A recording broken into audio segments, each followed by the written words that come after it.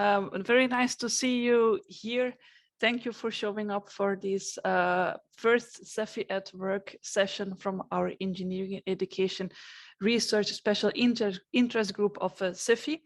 I will start by sharing some slides just to introduce you to the concept, and then of course to introduce you to our highlights of today, which are the winners of the best papers of SEFI 2021 conference. Here we go, share screen.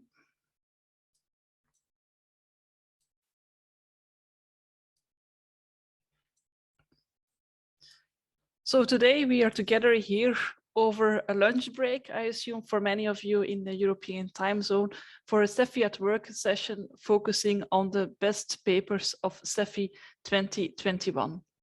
So this session is offered to you by the Special Interest Group of Engineering Education Research.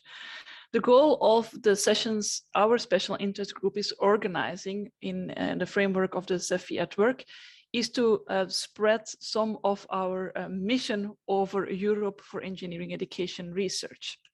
So that's why I have here highlighted for you shortly the mission of our special interest group. We really want to create a European community of engineering education researchers in order to contribute with research evidence to the advancement of engineering education. In bold, we have some many objectives in our special interest group, and I've highlighted some in bold, which I think this session will contribute. We want to raise awareness of the need of a research approach in the development of engineering education research. We want to establish engineering education research as a discipline in Europe, and we want to collaborate over Europe to strengthen the community and the training and the research approaches of everyone. And that is why it's such a pleasure to welcome all of you here, and also especially the people that are willing to present their best papers. They have been awarded for their work in the SEFI 2021 conference. So as you see here, we are going to start with the best research paper, which is towards stakeholder specific visualization of learning path in software engineering teaching. Each time we have allocated around 20 minutes for each of these papers. And I've asked everyone to do a presentation around 10-15 minutes, which should allow us to have plenty of time for discussion. So I hope that's why you are here, because otherwise you could look at videos and everything or read their papers. But that's less interesting, I think, to use the opportunity here to interact with this research, to ask your questions, to bring up ideas, to maybe express concerns. So please take this opportunity to interact here as a community. So with this short introduction, I want to give the floor to Henri, who is going to present this best research paper. Okay. Thanks for the introduction. So my name is Henri Bomström, and I will be starting. Just a moment, I will share my screen. Are you able to see this slideshow now? Yes. Okay, so just a moment. I haven't done Zoom sessions in a while. This is okay here. I will stop the video for this presentation, but I will start now. So good afternoon, everyone. My name is Henri Bomström, and I am from the University of Oulu, from the research group Empirical Software Engineering in Software Systems and Services, or N3S for short. Today, I will be presenting to you our paper towards stakeholder-specific visualization of learning paths in software engineering teaching. This paper has been co-authored with Outi Sievi-Korte, Terhi, Kilamo, Kari, Systä, Elina, Annanperä, Markus, Kelanti, and Kari, Liukkunen. And nowadays, software engineering teachers employ multiple online systems to manage their growing number of courses and students. Modern software engineering teaching also encompasses professional practices such as continuous integration of code and version control systems. These tools produce information on the outcome of students' work, but don't provide information on the student progress or motivation during the course itself. So for these reasons, we selected the research question: what kind of visualizations software engineering teachers would like to have? This research focuses on providing tools to help teachers instead of considering the pedagogical aspects of teaching. The idea is that teachers are free to select their own pedagogical approaches and methods, supported by visualizations on how the course is going. These kinds of tools become even more important with increasing distant learning and growing number of students. Our study is organized as a single case study. We conducted 17 semi-structured interviews in the Oulu and Tampere universities. The interviews followed a shared interview protocol with open-ended questions and lasted approximately 1 hour. We selected interviewees based on their expertise, availability, and relevance. The subjects taught programming or software engineering on both undergraduate and graduate levels. Thematic analysis with data-driven coding practices was used to analyze the results, and the final codebook was formed after 3 evaluation rounds. The codebook itself contained 6 main themes. We selected the 3 on the left for reporting in this paper. The 3 themes on the right were left out of this paper as they did not directly relate to visualization. So if you are more interested in our methodology, you can check the paper for details. We found that software engineering teachers lack higher-level views for tracking student progress in both course and degree program levels. They also lack tools for identifying and contacting students that are lagging or having problems completing assignments. One of the main drivers for these reasons was the need to preemptively identify, contact, and help students that are in danger of dropping out of the course. The first theme in blue concerns how students work and how much effort they put into their assignments. The second theme in purple indicates a need to see whether students had learned what was taught and whether visualizations could act as a reflection tool for them. The third theme in green is about determining how students progress in their studies on a degree program level and whether problems could be caught before the yearly summaries. Out of the 3 main themes, we extracted 4 main visualization opportunities. These opportunities are presented from a data-oriented viewpoint, as they are used for extracting several metrics and envisioning visualizations based on them. Next, we go through them one by one. Our first visualization opportunity is related to tracking how much time students use to complete their tasks. Tracking time spent on tasks helps in identifying the required effort to complete tasks, which in turn may help understand how difficult the tasks were. Understanding the needed effort and difficulty of tasks could also be used to determine whether the required workload from students was reasonable in practice. These metrics may also be used as reflective tools for both teachers and students who understand and estimate the effort required to complete the course at hand. Our second visualization opportunity is related to tracking the success rate of assignments. In a software engineering context, students often submit their assignments in the form of source code to version control systems and other electronic systems. These systems may then run tests against the submission and determine whether the work passes or fails. Students may do this several times for programming assignments. Tracking the number of commits, or in other words, the number of individual entries made to complete assignments, helps determine how many tries each student made to pass the assignment. If the number of commits is significantly higher than on average, it may indicate a more difficult task or that the teacher should address a certain topic more in depth. If significantly fewer students submitted answers to a particular task, it could be considered more difficult than others. The third visualization opportunity is related to tracking the level of participation in teaching.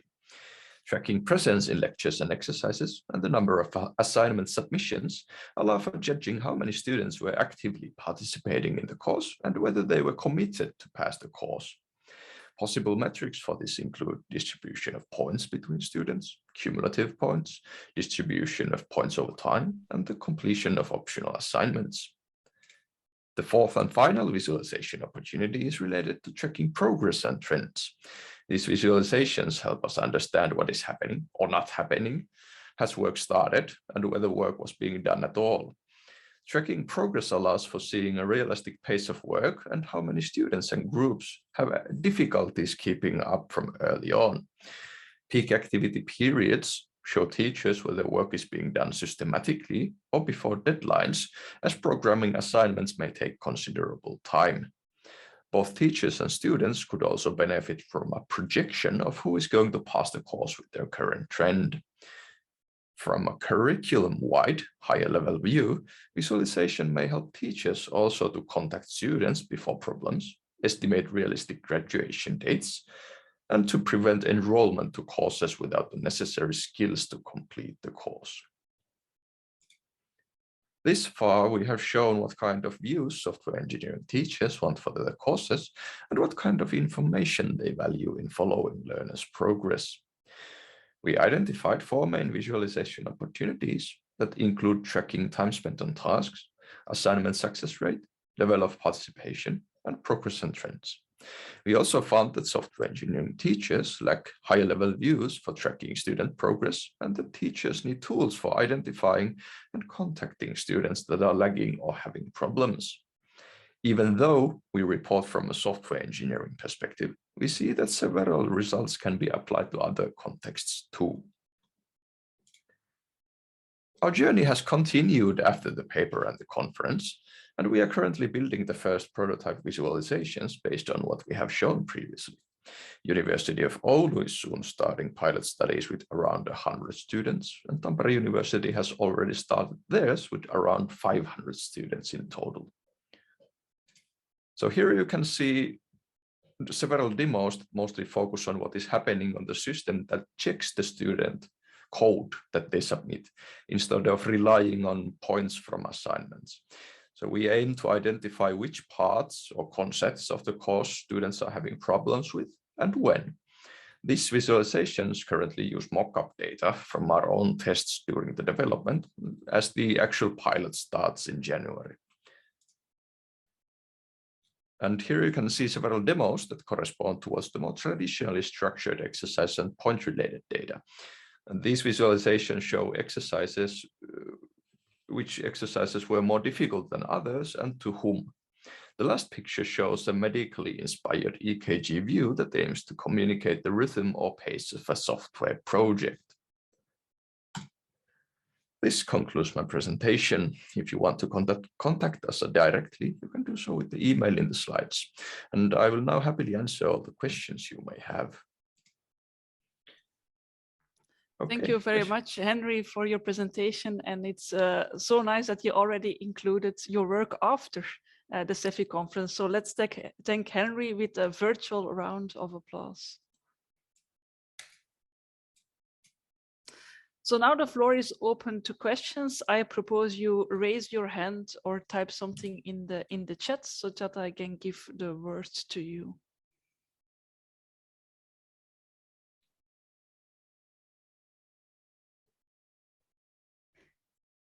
Yes, Jan. Thank you for the very nice presentation, Henri. And I think these kind of dashboards will definitely help the teacher teams to make the best of a course. I was wondering, in some of these courses, I can imagine that you would give the task to pairs of students. Would your system be able to handle that? Pairs of students, definitely. At least in this, if we check, for example, this Oulu side of these things, usually the software assignments, if they are done in a project nature, they are done by multiple students at the same time. So you can have like 3 to 5 usually or something along that path. So in our actual implementation, we always treat these students as groups. So one student makes one group, or there can be more students in one group. So we are basing actually this on the assumption that students are working together. I think it's more in the nature of software engineering in general. Maybe other disciplines have it a bit more different. Okay, thank you. So no need to worry about that aspect. It is already at work like that. Thank you. Dion?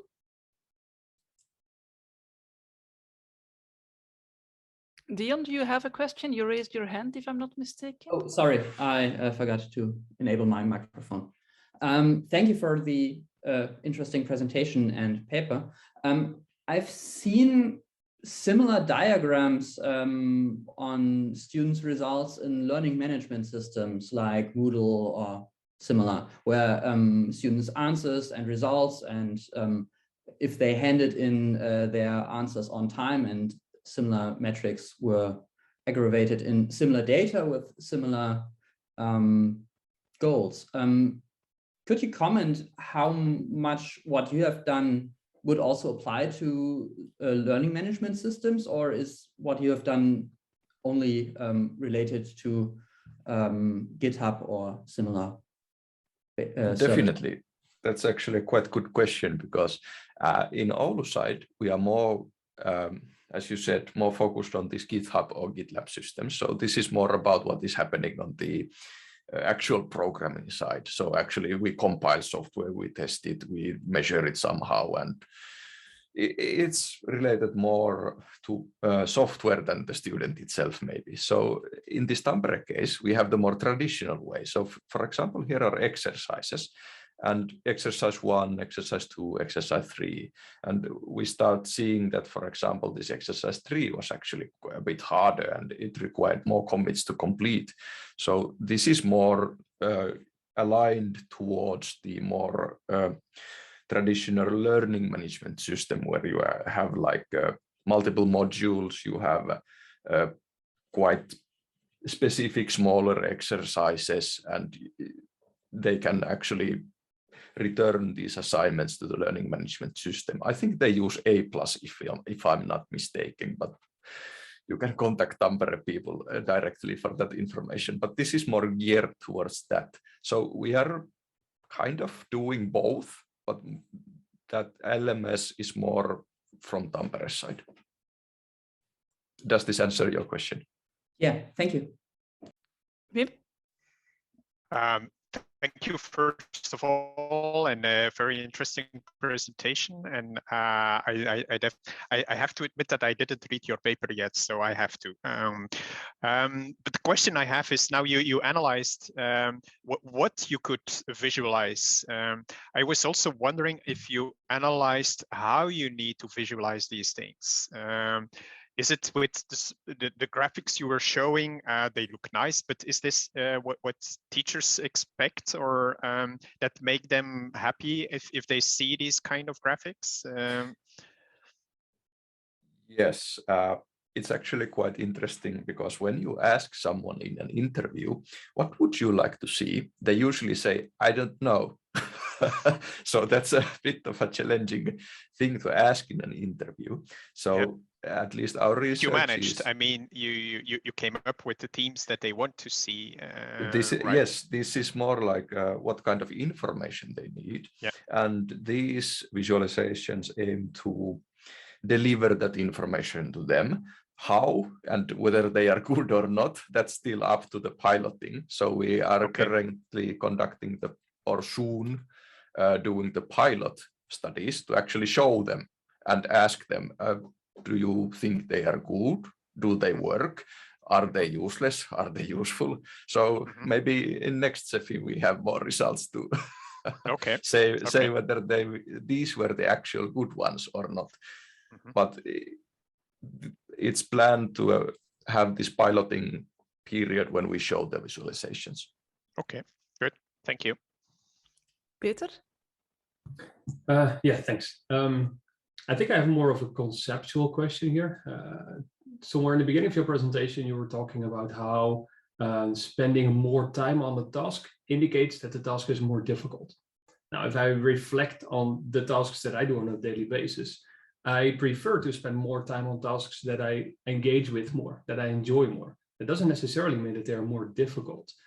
So, like, do you see that there might be other explanations for taking more time to complete a task as well?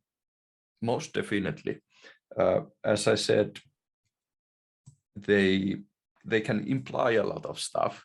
They don't actually tell whether the assignment is difficult or not. But when it gets useful is when you have every student here and you check how much time on average everyone used. If everyone used a lot of time, then you can probably say that, okay, this might be a bit challenging or something like that. Because if you look at individually, it might not tell much. For example, if you look at commits, it doesn't actually tell you that much if you think about it. They just wrote some code and that's about it. You can say that much about it, but when you put a lot of those together, you can start seeing some kind of patterns. For example, here it shows that the third exercise required more effort maybe on average than other exercises. So the teacher can think that, okay, I know this exercise is maybe a bit more difficult than others, so I expect this pattern to emerge. So it works as this kind of tool to mirror your own pedagogical approach, or whether you should teach something in more detail or something like that. But I do agree, it's usually up to your own interpretation with what these actually tell you. Yeah, and I think like what you said, right, like combining different pieces of data together will give you a more complete story. Yeah. So yeah, very good point.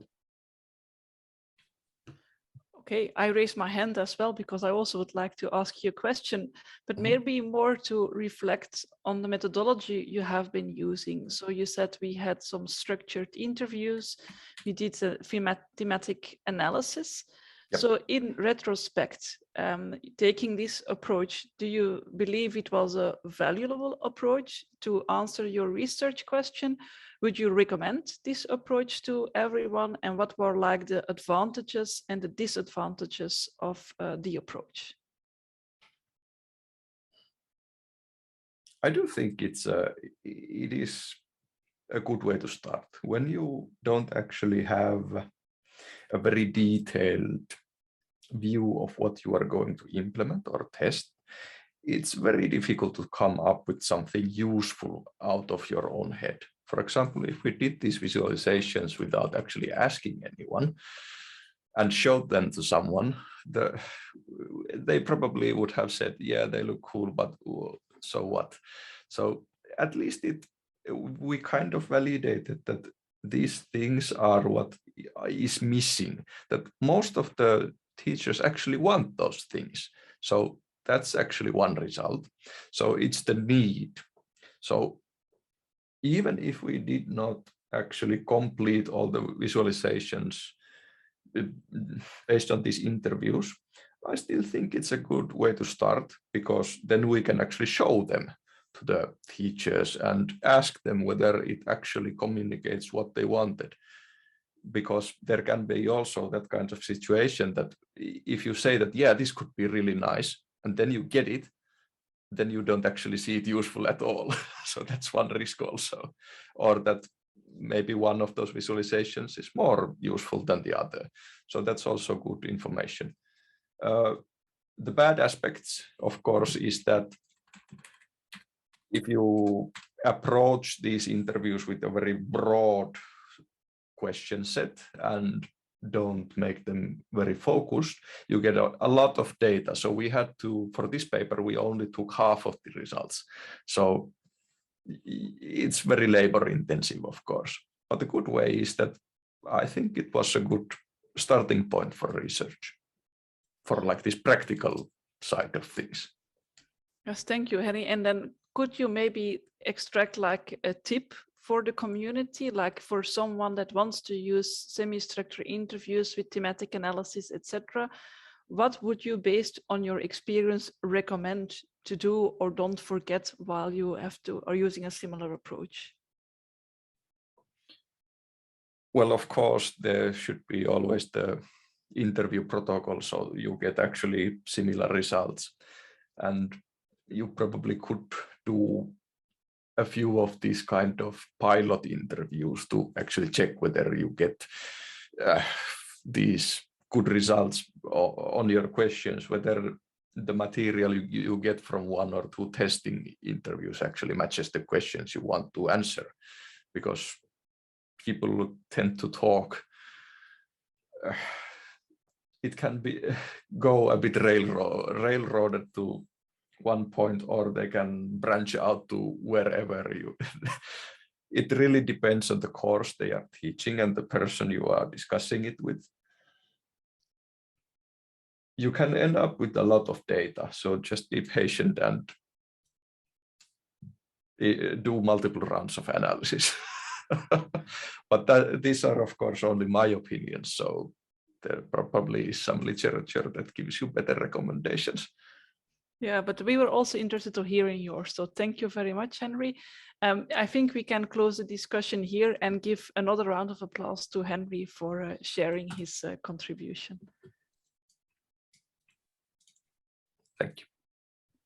And I'm going to take the opportunity to again project my screen. Doing something strange. Sorry for that. Share screen. There it is.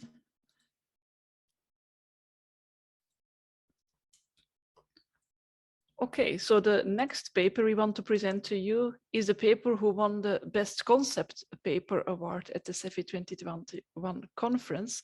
And that's a paper by Peter Ruiten, who's titled The Value of Interdisciplinary Presentations for Engineering Students.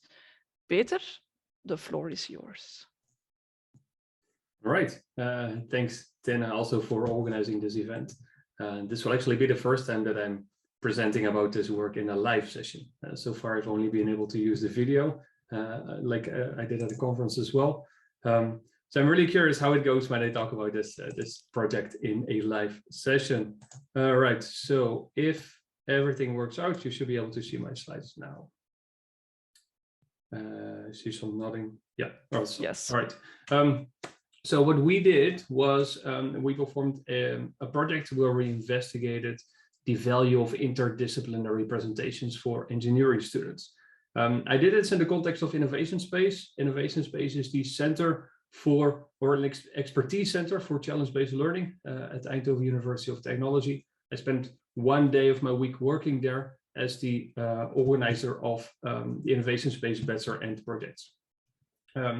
Now this story starts like a while ago, where many universities in Netherlands and Europe decided that it was a great idea to introduce professional skills in the educational programs of students. These professional skills are, for example, being able to give a proper presentation, to collaborate with others, to write academic texts, and to plan your work accordingly. Now, when we talk to alumni, we see that many former students of ours, they really see these professional skills as an important element in their preparation for life after university. However, the way they are implemented in educational programs is not very successful. Often they are like put somewhere to the side, not really integrated in the courses appropriately. So one thing that our university is doing to try to better integrate these professional skills in the educational program is by introducing challenge-based education. Challenge-based education essentially means that students are working together with peers from different disciplines on open-ended challenges that don't necessarily have one correct answer. And depending on which disciplines work together in that presentation or in that product, they can have very different outcomes, right? So by like communicating with each other about what really is the problem that they want to solve, they need to take the next step into solving big open-ended societal problems. Now, at Innovation Space, as I mentioned, students come together from many different departments to work on these kinds of projects. And one of these projects is the Innovation Space Bachelor End project. It's a high-stakes project where students do their final bachelor project that essentially allows them to show that they understand their discipline and can apply it in an appropriate manner. Now, what we see in this specific course is that there's a strong need for like an ability of our students to be able to present to a multidisciplinary audience, because throughout the project, these students will give multiple presentations about the work that they have been doing together with these other students, and they have to present this to the whole group of students that is involved in the course. So you can imagine that if somebody is doing a work from like a mechanical engineering perspective, they need to be able to explain that properly to an architect or an industrial designer, because those people will also be in the audience. So what we did in this project was we designed a few phases where we wanted to essentially figure out what is the best way to do this. So in the exploration phase, we started with gathering information on the existing communication skill. That's how we call the presentation skill at our university, and what kind of information students already had on this. So what experience did they have with this skill, and how much did they think they learned from applying this skill in their program. So we set out a survey to students from different departments, and one thing that really stood out was that students have the feeling that disciplinary knowledge is not necessary to pass this presentation, right? So this presentation skill is really evaluating students on how well they can present. Are they using the right posture? Are they using appropriate language? Are they using nice hand gestures? Are they looking at everybody in the audience? Like such kind of elements. And we see that domain knowledge is not really necessary in order to pass this skill. So we gathered some information. We knew what students were thinking of this and how they were applying this. And then we organized different co-design sessions. I think there's still some timing in my presentation. That's why this goes wrong sometimes. Sorry for that. We organized we organized a co-design session where we were working together with different teaching assistants, with teaching support, with teachers and students to think about how can we properly apply this like multidisciplinary presentation in the course of ISPEP. And we really thought that if we do this properly, then each member in the audience should feel addressed in an appropriate manner. So this essentially continued to the exploration phase, and that's when we started to think about how can we organize a teaching activity for our students that prepares them to be able to give such a presentation for a multidisciplinary audience. Now, the most prominent thing that came out of these co-design sessions was that we should be thinking about doing an audience analysis. So students need to be thinking about the audience in the room before they start preparing for their presentations. So if they start thinking about who is going to be in my audience and what kind of information or what kind of knowledge do they bring to the table, then they understand how to adapt their presentations accordingly to fit with the knowledge levels of those audience members. And when we started talking about this with students and we had a discussion session together, we noticed that students really, they struggled with answering the question, what does your audience want to hear from you? How much detail do you need to explain in your presentations? So they were very insecure about how to do this, probably because it was the first time that they were asked to think about these things, the first time that we told them to actually take steps towards this direction. So then we decided to organize a workshop together with our students where we really discussed the extra criteria that we think are important for multidisciplinary presentations. So other than focusing on hand gestures, on posture, on language, what other criteria need to be involved in the evaluation of a presentation that a student gives for a multidisciplinary audience? So in the intervention phase, we actually applied this workshop. So we gave the workshop to our students, and in the first phase or the first step in this workshop, we explained to students what the conceptual difference was between giving a presentation for peers from the same discipline and giving a presentation for peers of different disciplines, right? So they need to understand, people have different types of knowledge. They have different types of jargon, or like they speak different languages based on where they come from. And by making them understand this difference, they could really start thinking about how to prepare properly for these presentations. Now, after this, we talked about what they thought of their presentations already. So were they good presenters, essentially, right? Like what are strong points in them presenting their work to others, and what are points that they can improve upon? And this was really to start making them think about what kind of different skills do I have, and what are elements of this skill that I want to further develop by practicing this in this specific course. And then we added a few extra criteria that we essentially took from these co-design sessions where teaching support staff was involved. And the first one was that it's very important that when you give a presentation to a multidisciplinary audience, especially about a multidisciplinary project, the understanding that you have of the topic needs to go beyond your own discipline. right? If you're presenting the work that you're doing together with people from different disciplines, you also need to understand a bit what those people are doing, right? Like what is the knowledge base from which they argue or for which they develop things within the project.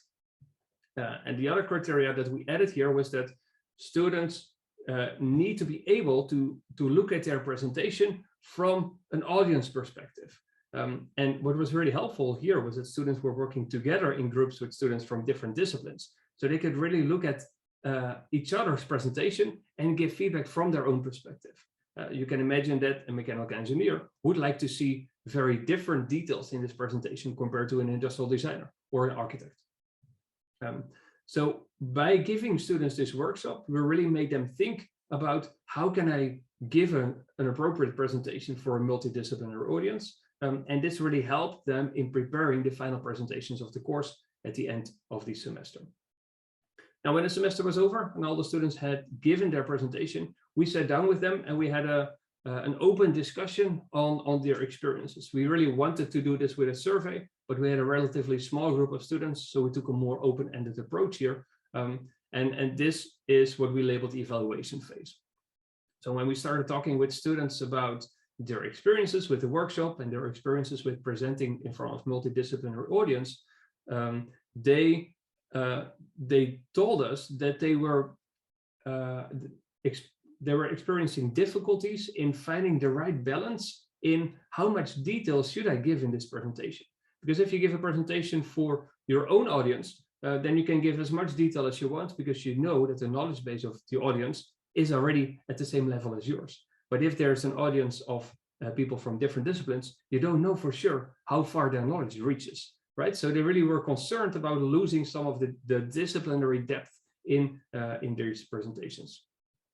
Students also told us that that many of them had discussions with their academic coaches before giving the presentation, because they wanted to go over the content of the presentation just to get some feedback on whether they found this balance. So they really wanted to get some information from somebody who was probably used to looking at multidisciplinary presentations to tell them how they were doing at the moment and whether they should put more or rather less detail in some elements of these presentations. And I think this element made us very happy. Students showed that they were very keen on doing stakeholder analyses. So they wanted to analyze what the different stakeholders who were going to be in the audience wanted to hear from them, right? So like what kind of information would I, as a mechanical engineer, want to hear from an industrial designer giving a presentation on this open-ended challenge. And we really think that students pick this up by themselves, and by doing so, they are better prepared for life after university. Because if you start thinking about what people from different disciplines or backgrounds would like to hear, then you're really preparing yourself properly for these multidisciplinary presentations. So what we did in this project was, we essentially took some takeaways from this, and I want to split those up in three main takeaways. And the first one is, we really think that the best way to prepare students to give an interdisciplinary presentation is to have them perform an audience analysis. Now, if you do this, having students perform this audience analysis, the assessment of the presentation should not only focus on form, but also on content. Because otherwise it doesn't make sense to think about how much detail the different people from different disciplines in the audience would like to hear, right? Finally, we really think that giving these multidisciplinary presentations allows students to expand the view on their own project to the other disciplines as well, but at the same time gives them a better understanding of the role that their own discipline plays in these multidisciplinary projects. So it works both ways, right? So they both understand other disciplines better, and they understand better what the role of their own discipline is within these projects. So we really think that preparing students to give such interdisciplinary presentations is really helping to prepare them for their life after university. So that's all I had to talk about. I'm really curious what kind of questions you have for us today. So we'll see where we end up. Thanks for now. Thank you very much, Peter. So let's give Peter also a round of virtual applause. I didn't remember beforehand that you could not give a live presentation at the conference. So very nice to offer you this opportunity here. So as for the previous speaker, I'm very happy to moderate the questions here. So in case you have a question, just raise your hand. Henri. Yeah, thank you for your interesting presentation.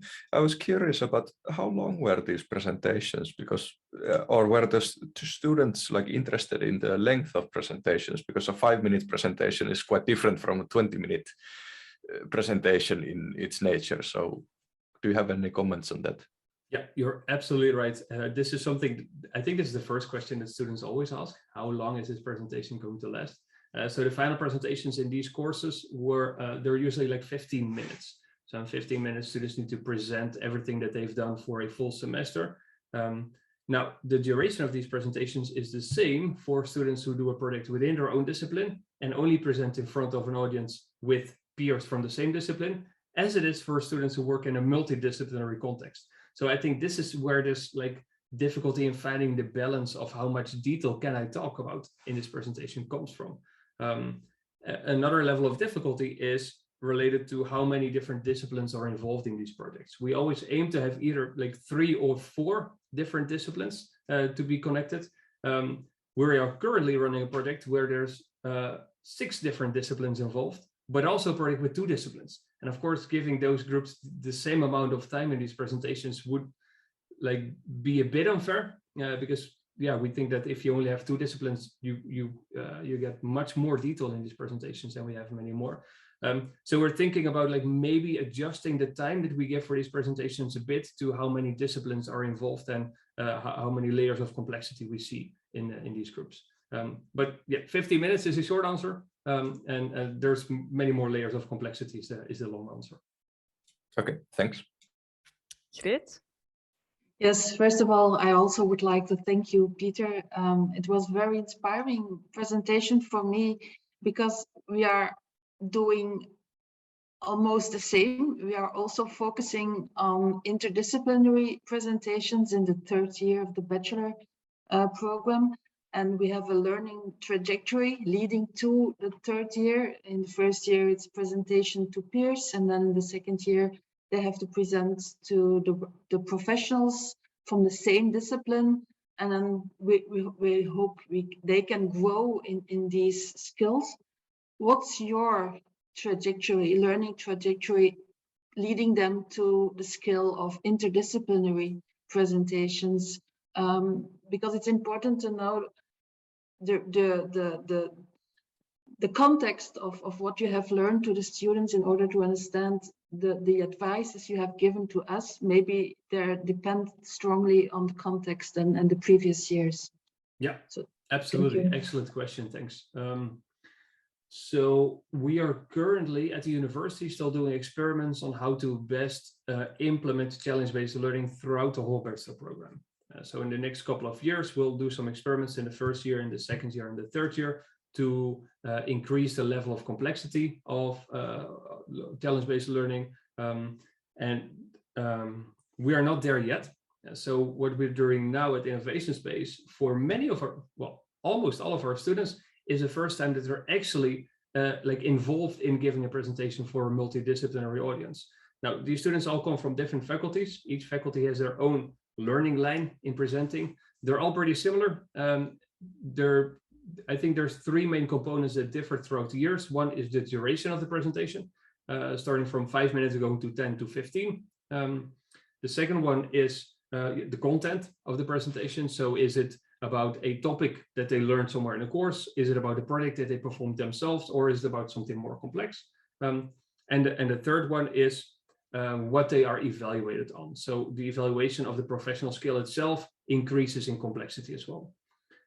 However, at Innovation Spaces, for most of the students, really the first time that they give this presentation for a multidisciplinary audience.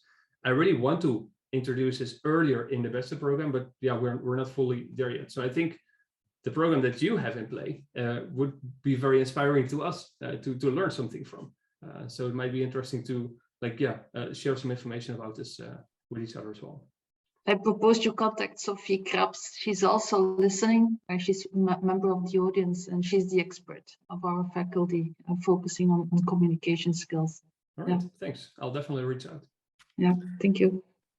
So now I'm just being the spokesperson for Kate Roach, who's put a question in the chat but cannot talk. So her question is, Peter, where exactly, in which stage or year you are doing this? Yeah, so this is the final bachelor project, which essentially means it's in the second semester of the third year for most of these students. This makes it a high stakes project because the students are doing this as, let's say, like as a proof of like being able to understand their discipline to the fullest. But at the same time, we give them all of this extra levels of complexity in trying to understand how to work together with peers from different disciplines. So this is also the reason why we give an extra 5 study credits for students doing ISBEP compared to a regular BEP, because of this added layer of complexity.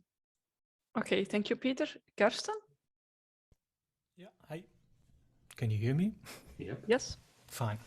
I'm afraid that maybe this question has already partly answered, but I was asking myself, if you focus like science communication, then there will be different mindset or models, and so have you seen that they are focused on like a deficit orientated model, something like that? Because this would be something that I would like to offer to them when they try to present in an interdisciplinary context, just to push the pendulum more to the not the professional skills, but more to the other side. And might be something that is of interest to teach them or give them the model after they made it a failure, something like that. We're not using a specific model in our like investigation or like application of these things. What we do notice is that I just had a thought and it went away. Let me think a moment. So what we do notice is that in many presentations that students give throughout the program, they're only evaluated on form. So there's no supervisor present. And until recently, in the bachelor end projects in the faculty in which I'm working, so not innovation space, but just like a disciplinary part, this was the case as well. There was no content evaluation related to these presentations. Now we're starting to do that this year to also evaluate them on content, because we think if you don't properly incorporate form and content into one presentation moment, then students don't learn as much from it as you want to. But we're not applying a specific model, like the deficit model that you were talking about. Maybe it would help if I read a bit more on it, and then like also get some materials from you to be able to give to these students as more information for them. Yeah, I was just curious about if you saw something like that, because you could also do it without any model. Like you see that how they communicate, and then you could argue, okay, they are interested. You mentioned it; they are interested in the knowledge of the audience, but they are interested in it because they want to feed them, not to get something from them. And so this would be a change in the mindset if you present, if it's presented like that, maybe. And also there are topics like artificial intelligence in teaching, where you have like where you have topics that are so interdisciplinary, where you really would like to have everybody to participate and to bring to bring in what they have. Yes. Sorry for that. Thank you very much, Karsten, for your ideas. I'm sorry to have to close down this discussion, but we also have other interesting papers waiting to be presented and discussed. Let's give a round of applause for Peter, but also for the audience being so engaging in the discussion. Yeah, so thanks. Next, we have the winner of the Suzanne Eason Award on Diversity and Inclusiveness, and that's the paper Diversity, Equity and Inclusion in Engineering Education, an exploration of European higher education institutions, strategic frameworks, resources and initiatives. And this is going to be presented by Ines. Ines, the floor is yours. Thank you, Tina, and thank you for the opportunity to present this paper today and hopefully engage with colleagues that haven't had the chance to attend SEFI or the session at SEFI. So just bear with me while I share my screen.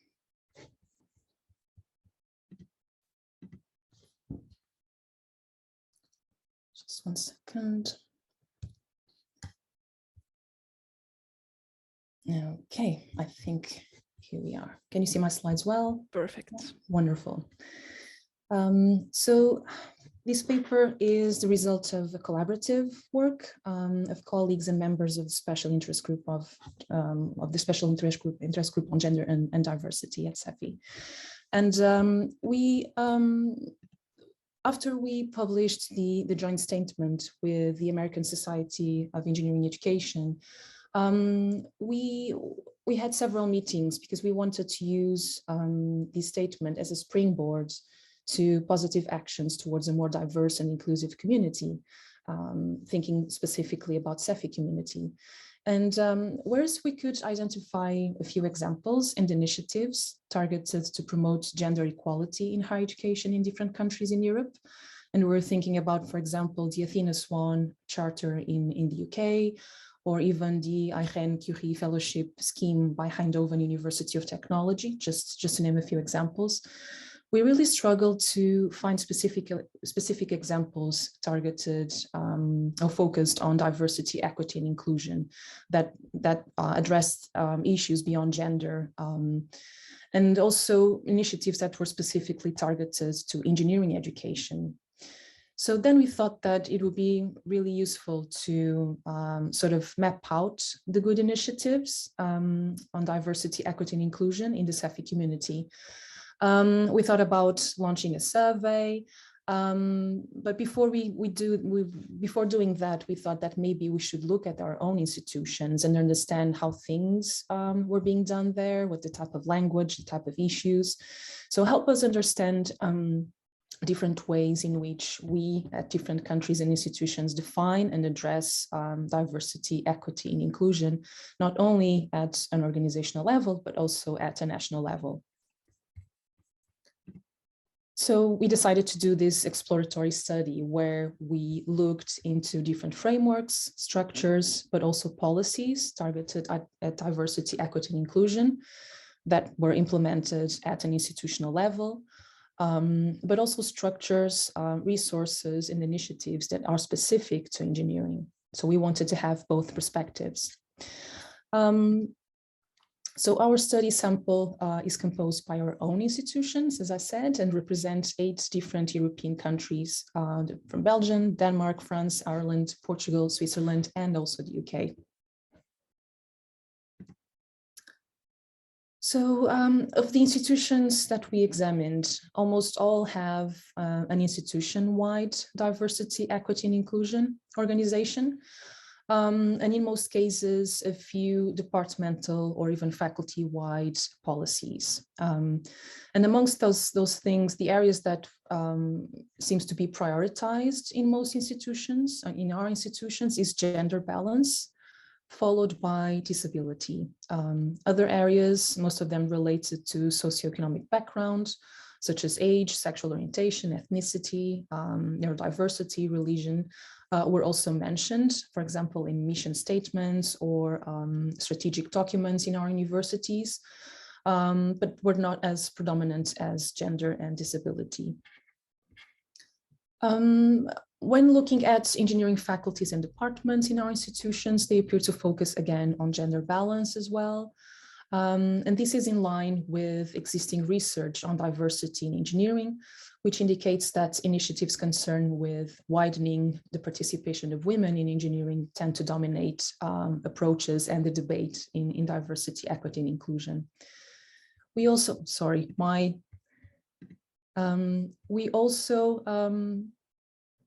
we also observed that definitions of diversity and inclusion varied between institutions. So we also need to pay attention to that. How are we defining how are we defining diversity, and what elements are we prioritizing in our institutions? It looks to be different as well.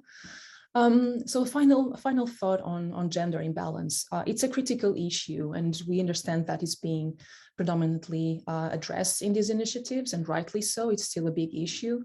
But we all wonder if this focus could lead to a narrow definition of diversity, which in turn does not represent the multiple aspects that simultaneously form people's identities, and can lead them to experience exclusion and stereotyping, or even microaggressions in their contexts of living.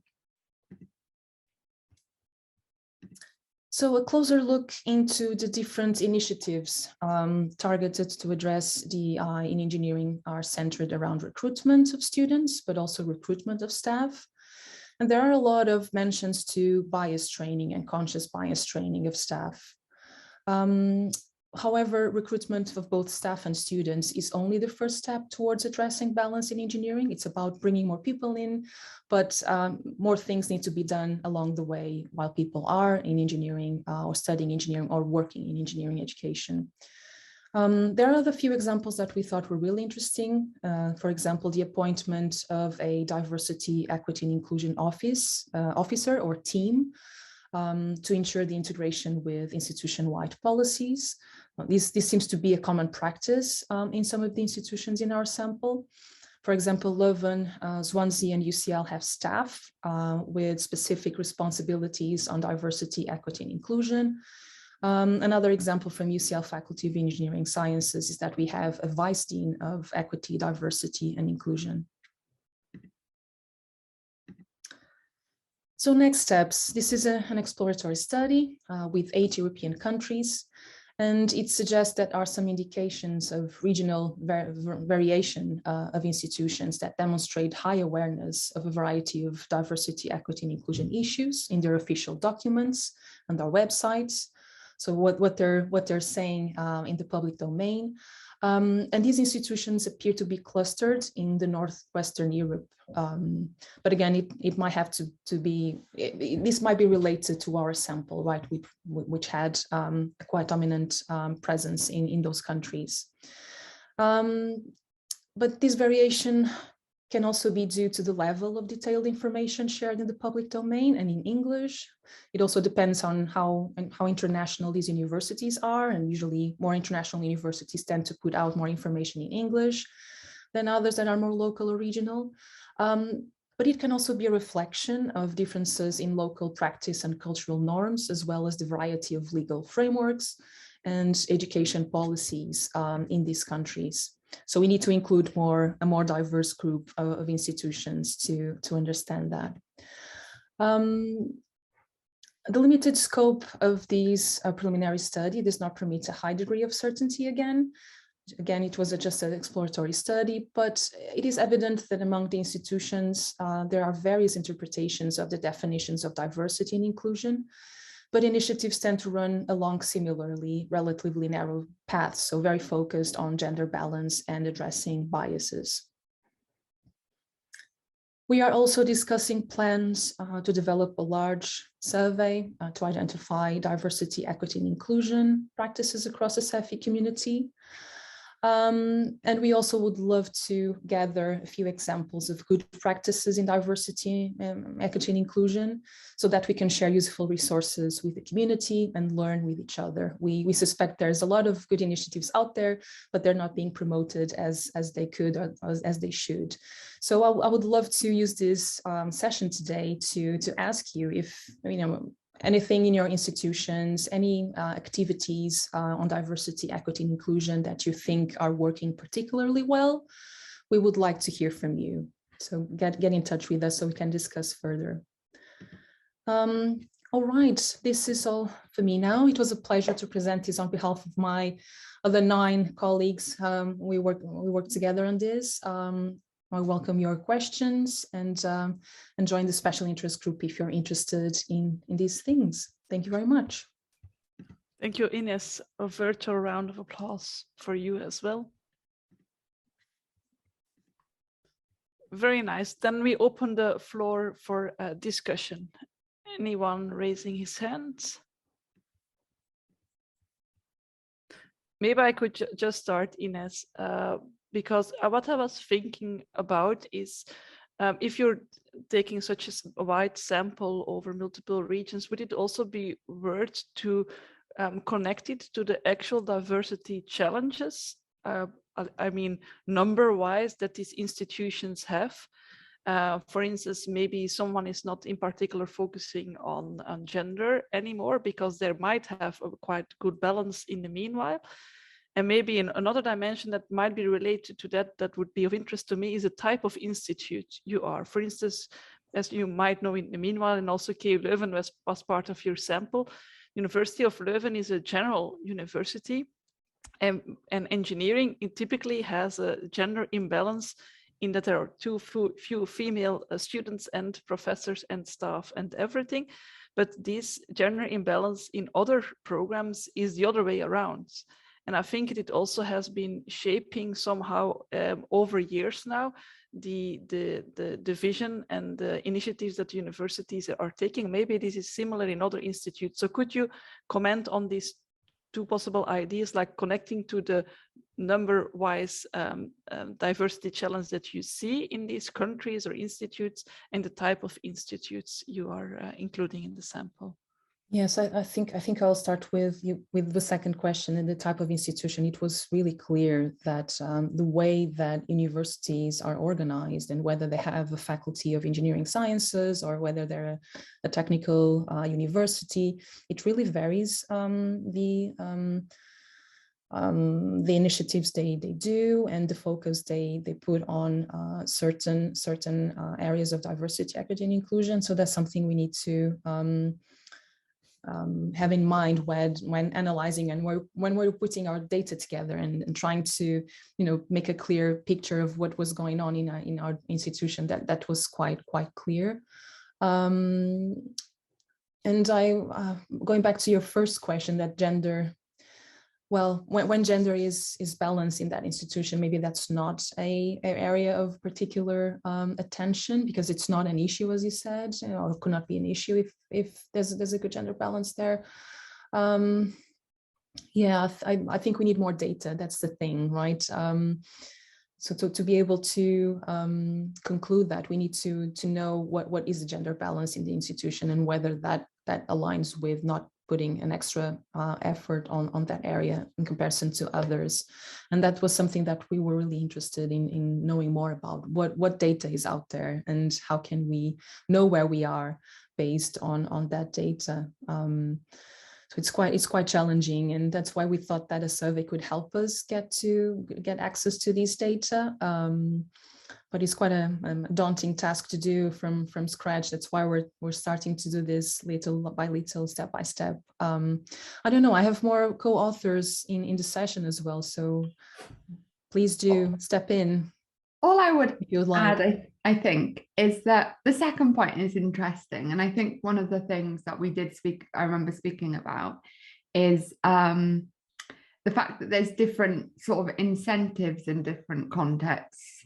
For example, within a UK setting, there's more pressures on, I don't know if there's more, but there's definitely pressures on having a certain amount of female researchers for things like REF. And then that affects recruitment policy and, the strategy, having a certain, gender balance on your amount of researchers, your amount of students for accreditation and things like that. So those contextual factors, I think, is something that we hope to look for. But again, as Ines said, it's a big task in lots of different contexts.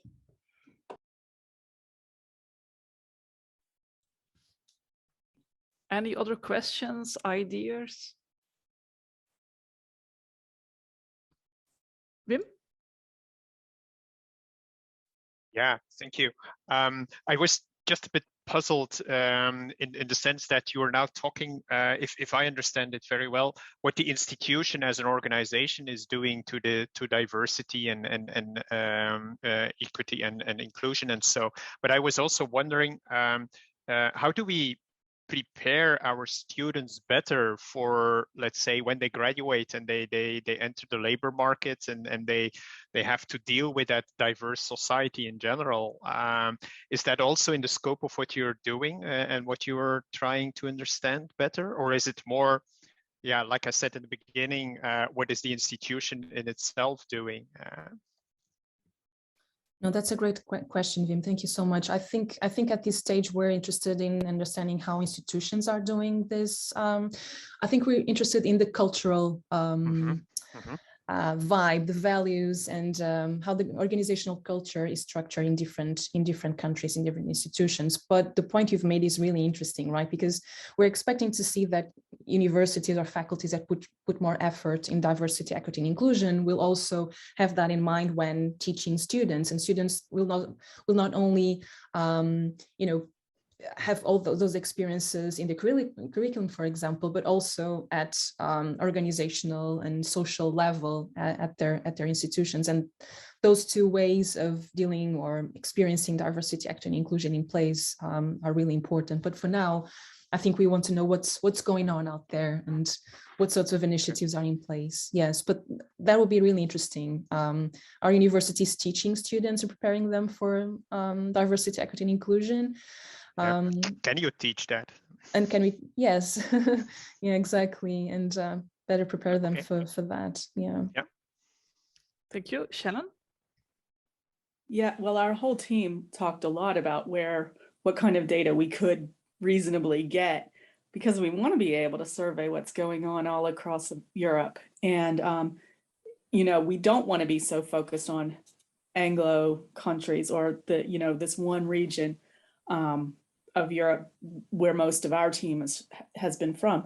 But we also had to look at where we could reasonably get data, because students aren't responding to surveys these days. So we decided that actually looking at what universities say about themselves through policies that they post, and also what we're doing now, looking at their job adverts, for instance, to see how well they actually are acting, putting money behind what diversity claims they have, so we're trying to find platforms where we can assess universities across the board on equal footing.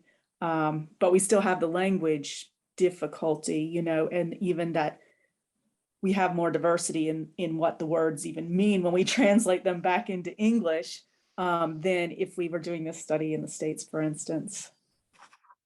So that's where we're trying to go with this, and hopefully we'll get to the student experience one of these days. Yeah, but I think it's a very interesting way to look at maybe at the job adverts of each university or faculties, because like you say, you can have very well-written policies with good ideas, but then will they ever be put to practice? And I just wanted to maybe react also on one idea you had for the future, because you were talking about sharing best practices. Maybe we should also try to be open in sharing practices that did not work or that were not well perceived by the group you're trying to include as being a diverse institute, etc. So maybe that's a really interesting point, Tina. Yeah, I think we're focusing on not in best practices, but good practices, because it will all depend on the context and how things are put in place. But I really like that idea of what didn't work and why. Yeah, but I wonder how institutions will put themselves out there in sharing what went wrong on this. But yeah, maybe really if you can do it like anonymously, or say like it's not necessarily your fault that it didn't work. It might be up to the context or whatever. But sometimes I think we do that. We don't do that often enough, and other people are just doing the same mistakes or not learning from an earlier experience that was not optimal, etc. Okay, but thank you very much for sharing your work, Ines. So let's give another round of applause for Ines, the entire team, and for you engaging in the discussion. Okay, share screen again, screen one. Yes. Then it's time to move to the final paper presentation, and this is the paper that won the Best Short Paper Award at the SEFI conference, and the title is build it and they will come, maintaining students' access to fabrication and testing during a pandemic. It's Matteo who will be presenting, and Matteo, while I was reading your title, I thought like we all thought like, oh, all this Corona research that will already be like irrelevant by the time that we will be looking at another SEFI conference 1 year later, 1.5 years, and still we are in the pandemic. So I believe your work will be still be very actual and valuable. So go ahead. Thank you very much for introducing me. Hello, everyone, and I'll start by presenting, sharing the screen. This one.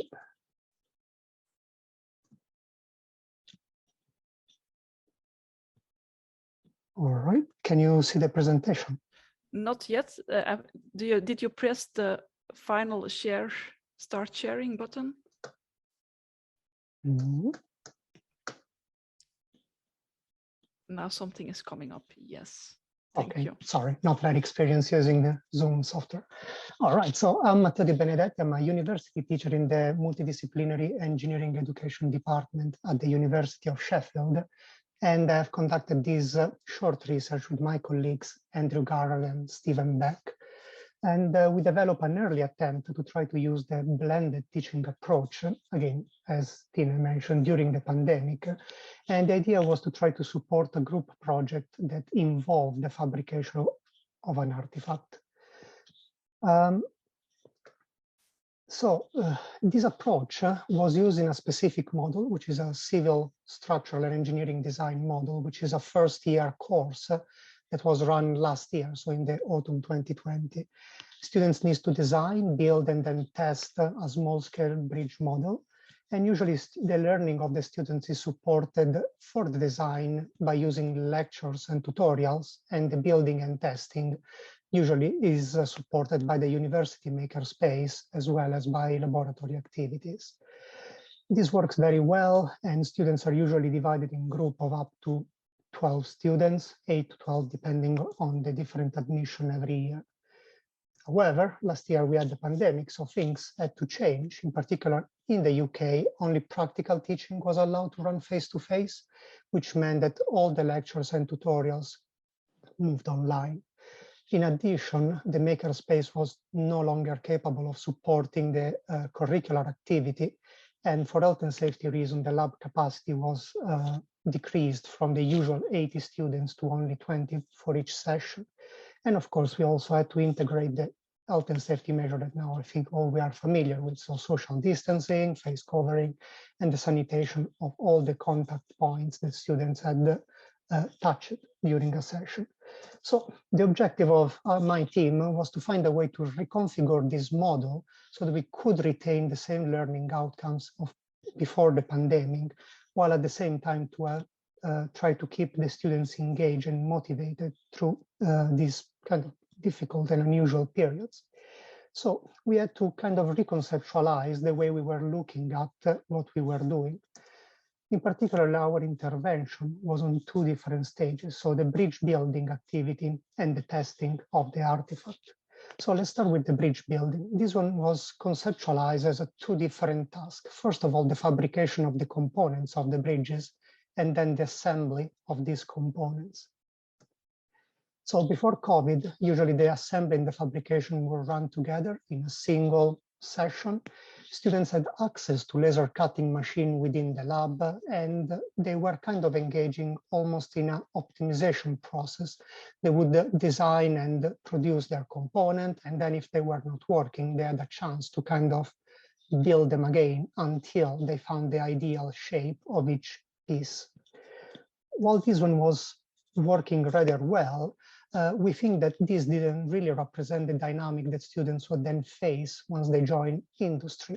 So what we decided to do was to shift the attention on a different dynamic, which is the relationship between designer and contractor.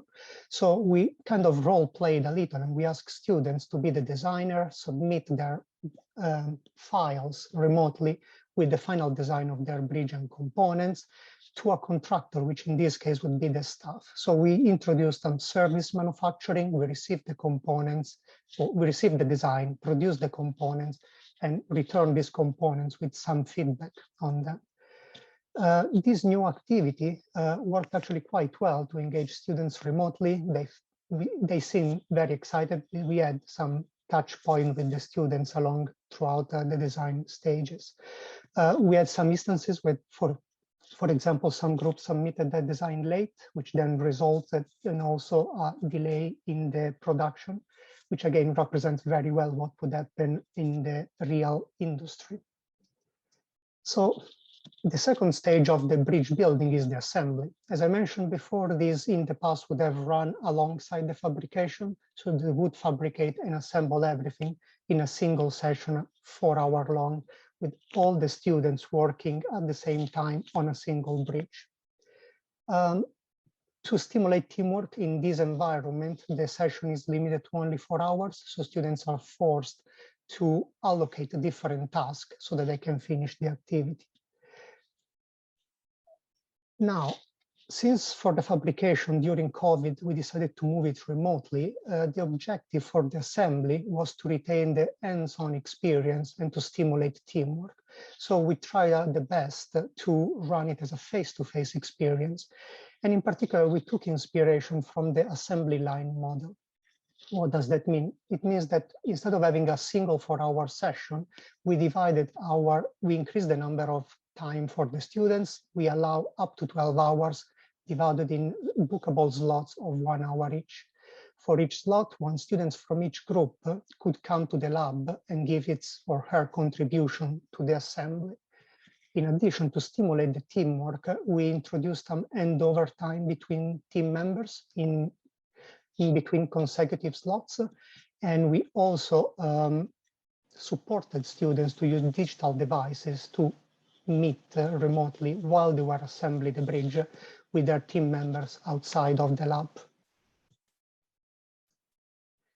Now, everything went very smoothly. All the groups managed to assemble everything within the allocated time. And there are, I think, 3 main learning points from this new activity.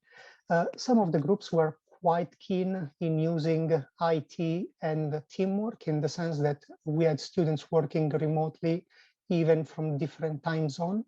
So by allocating tasks effectively, they literally extended their working hours because the 12-hour slots were on different days. Some groups were very keen in using the handover time, and they were strategizing in a way to find what was the best way to communicate effectively in a very short amount of time at which stage they were of the assembly, so they wouldn't lose any time. We also noticed that by using this new strategy, some of the group were lamenting that some members were not working as much as others. So we think that probably some peer assessment would be a possible way of moving forward to keep that more in check. Now, once they finish their artifact, after building it, we need to test it to assess the capacity that each bridge can actually carry. Now, historically, this would have happened simultaneously with all the students in the lab and with an academic run the test of each bridge. However, because of the health and safety limitation, we couldn't host such a large cohort within the lab. So while the academic was still running the experiment, we decided to use an asynchronous pre-recorded video and then share it with the students online.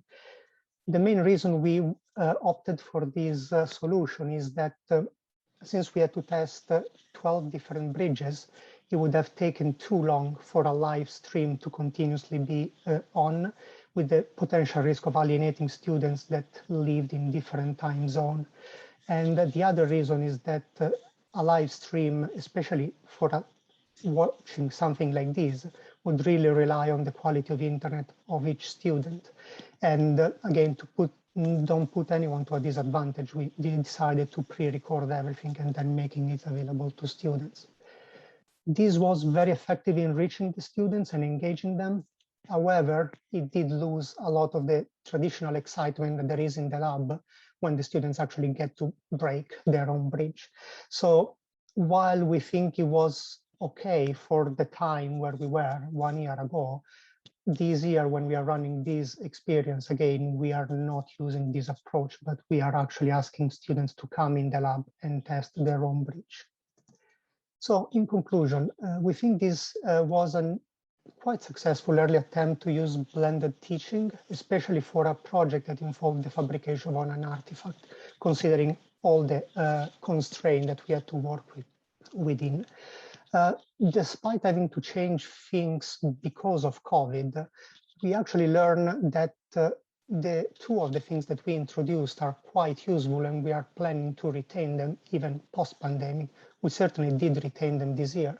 These things are the assembly line model. This year, since we have less restriction, we actually managed to have 4 students per group attending at the same time. But since there is more students simultaneously, we decrease the number of slots for each group.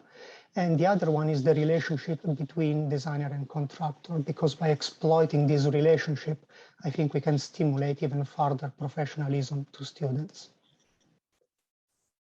Thank you everyone for listening. And if you have any question, I'm more than happy to answer. Thank you very much, Matteo. Let's give you some virtual applause. Any questions?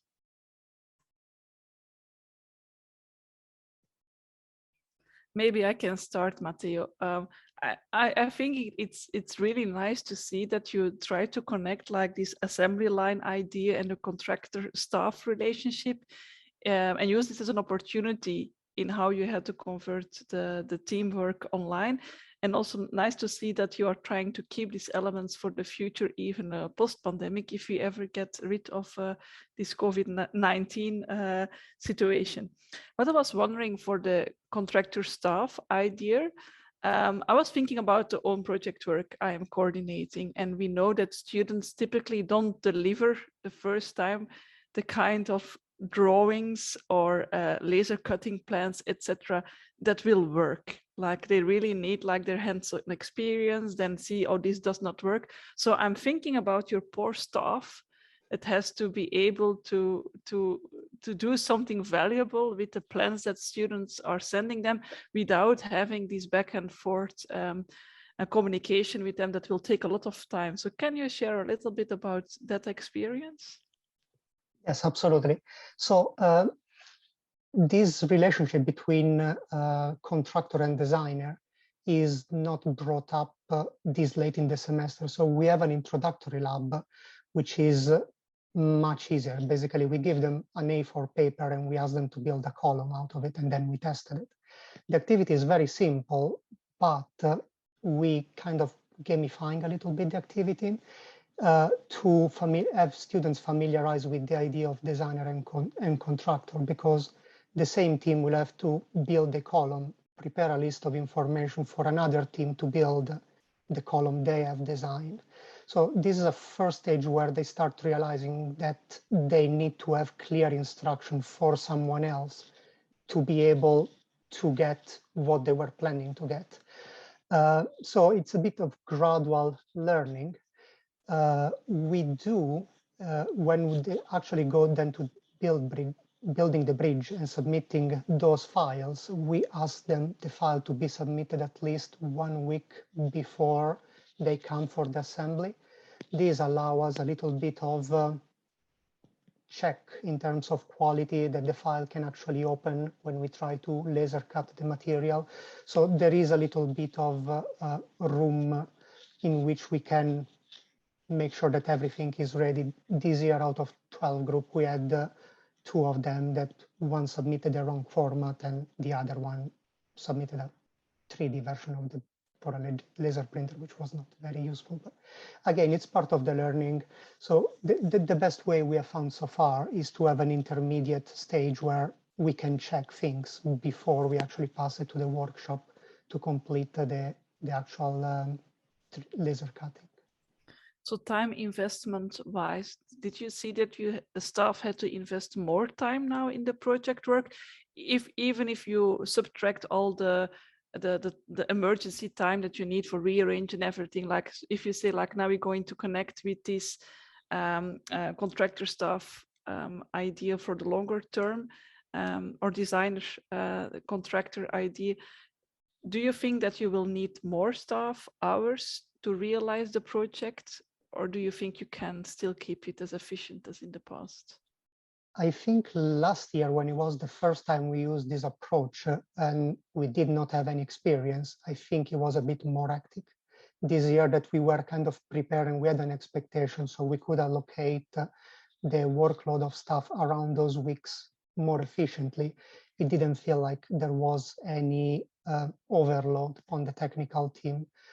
In the way we run things, in my department, we also employ quite largely graduate teaching assistants, which have been trained also to work on laser cutting machines. So usually any extra load from the technical staff in producing these components, we also rely on GTA work to complete those tasks.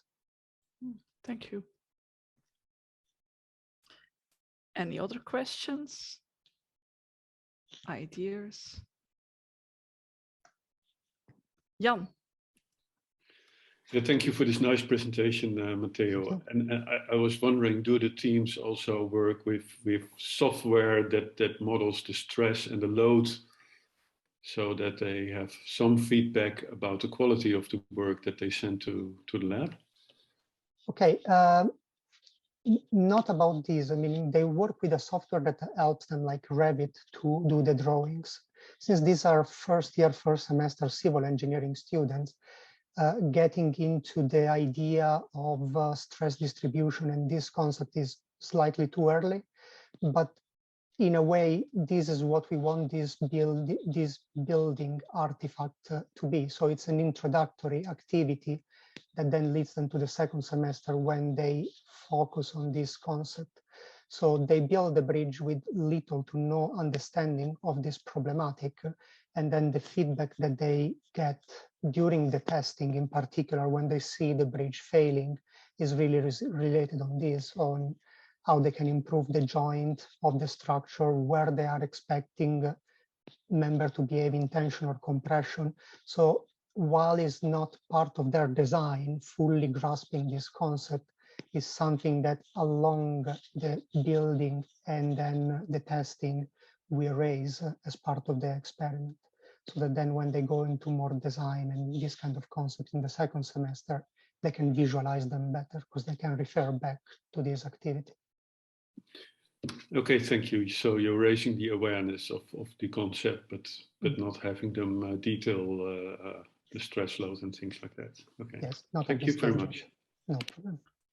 Yeah, and I really want to connect to your observation, Matteo, that with all these online activities, the excitement is missing with students, and that like a final demonstration or like the testing you were mentioning, that it cannot just be replicated with an online distance event.